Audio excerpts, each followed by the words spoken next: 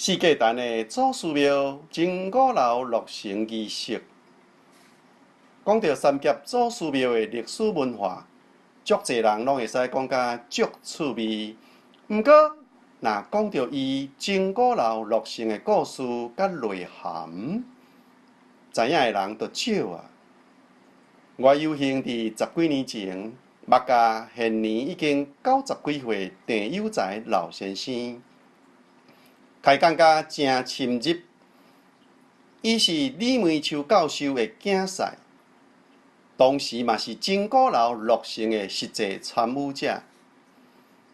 伊分享的这个故事足有流传的价值。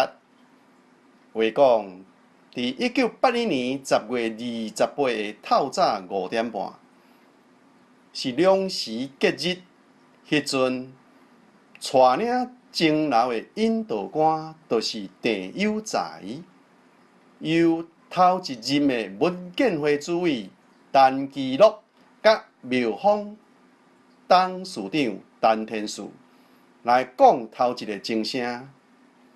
鼓楼由迄时的三峡镇长李有福带领，军方的陆军小将陈汉业甲迄时的台北县议员陈俊德来弄头一个鼓声，安尼两种的仪式就来完成。我透过郑有才老先生的解说，才知影画家李梅秋主委，伊毋但是足有名的画家，阁会晓甲台语、语音甲文化的玄妙之处夹入去仪式内底。首先，西元1981年的语音有代表，伊较久嘛捌伊的含义伫咧。10月10，语音是10，有代表杂音的含义。28会使发音做28，有代表二发的含义。福真古楼当时出声，有甲足侪杂音砍掉的含义。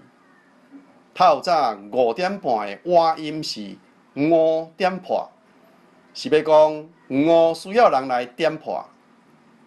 刷落讲经的文官陈其禄甲陈天树，取其名为其禄天树，因由郑有才来带领，是代表文官甲笔定咧。音是定，甲郑有才的定共音。爱文官好好来办公事，人民就会有才来使用。取其郑有才的语音。弄鼓的武官是陈汉业甲陈俊德，取其名为汉业俊德，因由李有福来带领，是代表武官爱甲圣地礼咧。语音是真活礼的语音，礼甲礼真活音，代表武官爱有武德，有好圣地为南山来。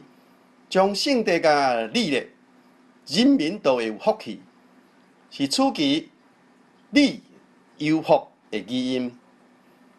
四位内口精类古的名人拢姓陈，陈的语音是陈甲陈水梨的陈共音，四位拢姓陈，有代表世界陈甲会世界响的文化含义。咱若毋知要用台语来解说这段语音的文化故事，也是导览的人员袂晓讲台语来描述故事的语音关系，选硬要用华语来导览，故事都无精彩啊！